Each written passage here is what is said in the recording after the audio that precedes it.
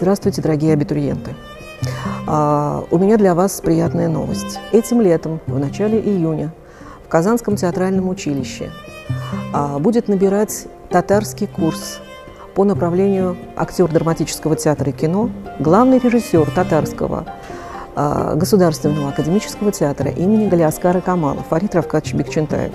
Он не только замечательный режиссер, не только главный режиссер одного из старейших театров Татарстана, но и прекрасный педагог. Думаю, все его выпускники, многочисленные выпускники подтвердят это.